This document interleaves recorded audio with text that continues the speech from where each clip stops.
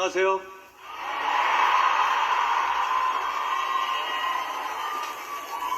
여러분,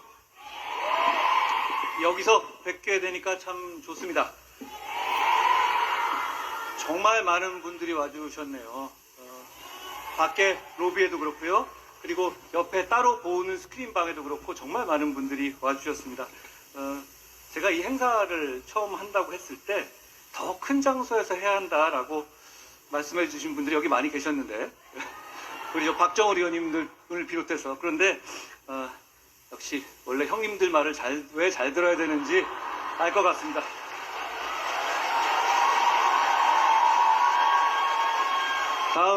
다음에는 더 큰 데서 해보죠.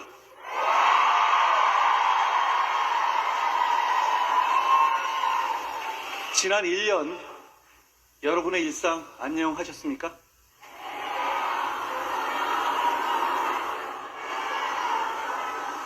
모두가 각자의 이유로 혼란스럽고 힘들었던 1년이었을 것 같습니다. 분명히 다른 1년보다 더 그랬다고 느끼실 분들이 많을 겁니다. 계엄 이후의 상황은 우리의 일상을 힘들게 했습니다. 그렇지만 저는 우리가 결국 극복해낼 것이라고 생각합니다.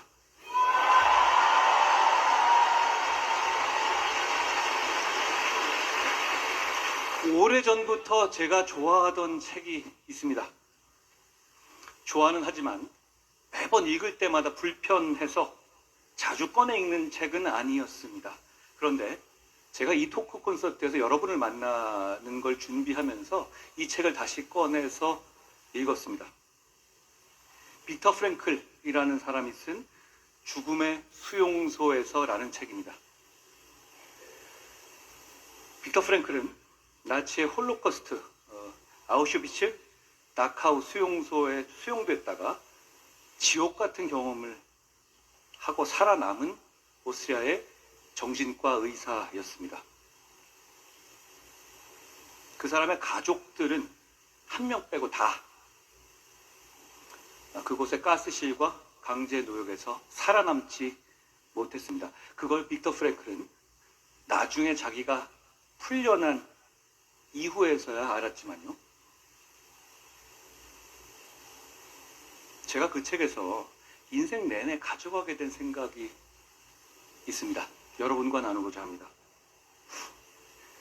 매일같이 시술을 하고 면도를 하게 유리조각으로 면도를 해야 하는 한이 있더라도 말이야. 그게 자네의 마지막 방을 포기하는 것이 될지라도 제가 이 책에 나오는 이 문구를 참 좋아합니다. 빅터 프랭클은 언제 가스실로 끌려갈지 모르는 그 지옥 같고 절망적인 상황 속에서도 세수하고 면도했던 사람이 오래 버텼고 살아남았다는 팩트를 전합니다.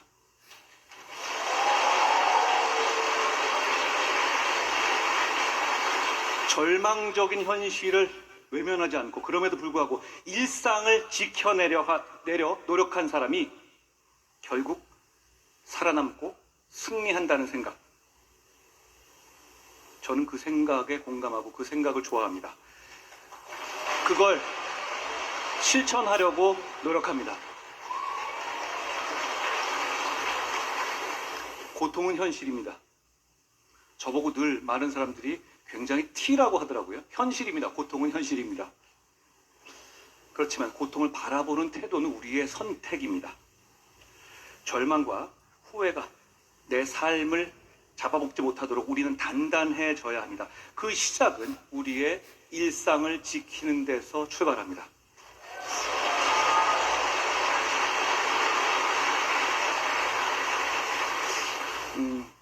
지난 문재인 정권 당시에 저는 권력 수사를 했다고 밉보여서 좌천 4번에 압수수색 2번에 구속되기 직전까지 진짜 말도 안 되는 탄압을 받았습니다. 지금도 뭐 여러분 제가 뭐 그런 탄압을 받는다고 느끼실지 모르지만 지금하고는 좀 차원이 달랐어요. 그때는 거의 목전까지 갔으니까요. 그리고 그때는 제가 여러분도 없었고요.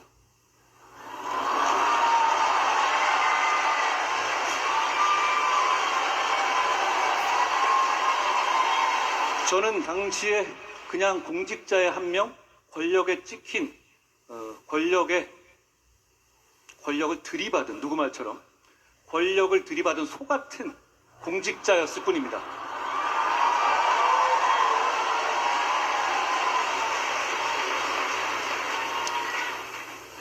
그 소의 명분을 알아주고 그 명분과 함께 해줄 여러분과 같은 분들도 없었고 고립된 상태였죠. 저는 그때 부산에서, 진천에서, 일산에서 기타 학원을 다녔습니다. 산책을 했고요. 전시회를 다녔습니다. 의식적으로 일상을 지키려고 노력했던 거죠. 돌아보면 그렇게 일상을 지키려고 했던 노력이 제가 싸우고 이겨냈던 힘이 됐던 것 같습니다.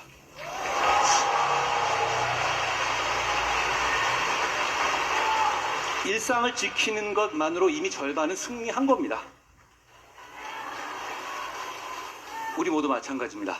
어렵다고 느끼시고 힘들다고 느끼십니까? 지금 상황이? 맞습니다. 아니지 않아요. 우리 좀 이런 데서는 티가 됩시다.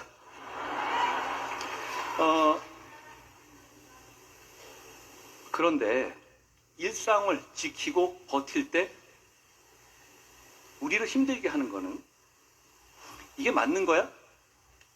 나만 이런 거야? 하는 불안감과 공포입니다. 여러분, 제가 함께 하겠습니다.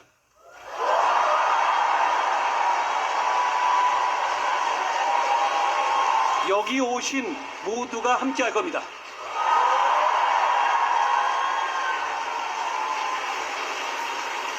한 컷을 하고 라방을 하고 이렇게 토크 콘서트를 하는 것도 우리가 함께 하는 것을 보여주자는 것입니다.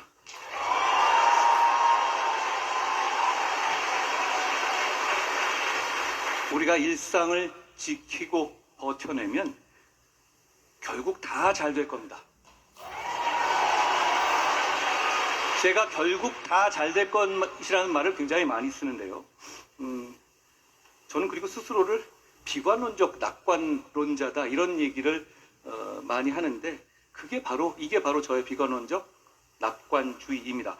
저는 좋은 세상 만들기 위해서 살아갑니다. 정치를 하기 오래전부터 갖고 있었던 아주 오래된 생각입니다. 좋은 세상 만들기 위해 살아간다는 말, 제가 하고서도 좀 오그라드는 말이긴 해요. 여러분께서도 저 50 먹은 남자가 저렇게 오그라드는 말을 하는지에 대해서 그렇게 생각하실 분들도 계시겠는데, 그런데 이건 저의 오래되고 아주 단단한 생각입니다.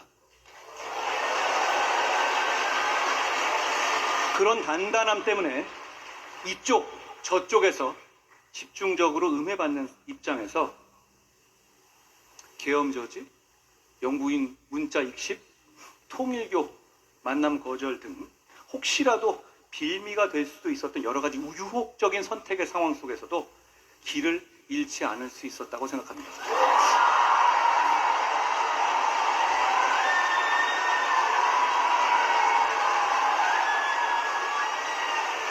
오늘 저는 좋은 세상을 만들기 위해서 어떤 정책을, 어떤 원칙을 가지고, 어떤 유연성을 가지고 맞서야 하는지 여러분과 함께 얘기할 겁니다. 일상을 지키자고 했는데 과연 어떤 일상을 지킬 것인지에 대한 문제이기도 합니다.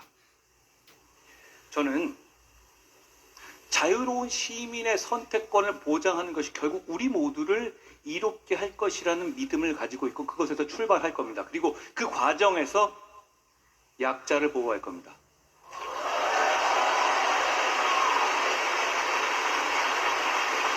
이 기준으로 세상을 보고 이 기준으로 미래를 맞이하고자 합니다.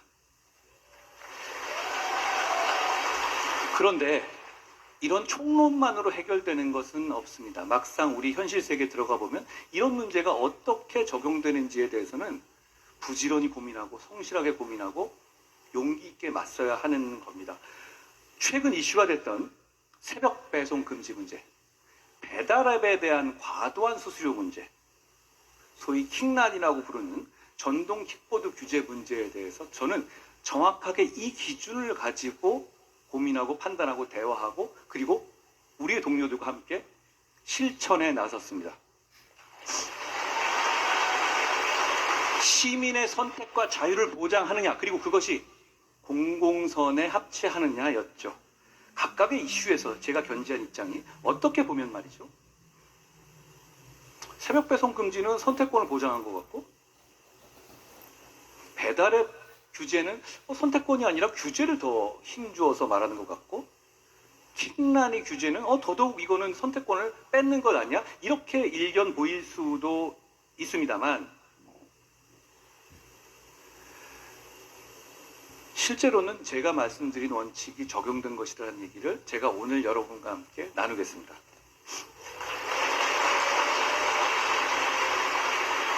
여러분, 이렇게 일상을 지키고 버텨내서 우리가 가야 할 길은 퇴행이 아니라 미래입니다. 저는 어제 잘못된 사슬을 끊고 희망의 내일로 가겠다는 의지만 있다면 우리가 모두 함께 할 수 있다고 생각합니다.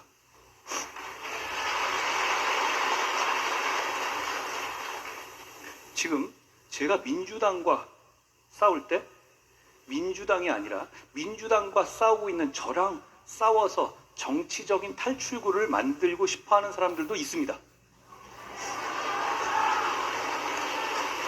같은 진영과 당내에서의 공격은 늘상 있었던 일이고 허용할 만한 일입니다만 이렇게 당직을 걸고 당의 권한을 이용해서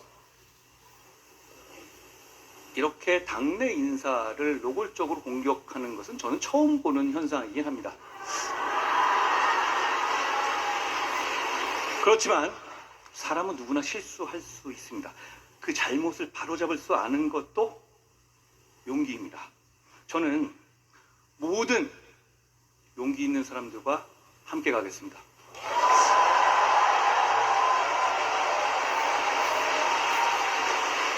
여러분, 지난 1년간 우리는 일상이 파괴되는 장면들을 너무도 많이 목격했습니다. 죄송합니다. 나라 돌아가는 꼴이 답답하고 정치가 그리고 내가 지지하는 정당이 한심해 보여도 여러분 포기하지 마십시오. 지키는 사람이 있어야 지킬 수 있습니다. 우리가 그 지키는 사람이 됩시다. 포기하지 않아야 결국 우리가 잃어버리지 않을 겁니다. 힘들고 어려워도 꿋꿋이 나가야 합니다. 다행인 것은 이렇게 우리가 함께 있다는 겁니다. 혼자만 희망을 보고 혼자만 미래를 보면 불안과 공포에 잠식당할 겁니다. 이럴 때 우리가 함께 해야 합니다.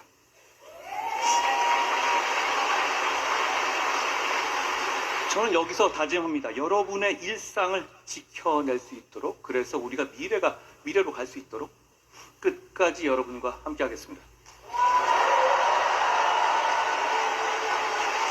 비겁하게 숨지 않고 무책임하게 포기하지 않겠습니다.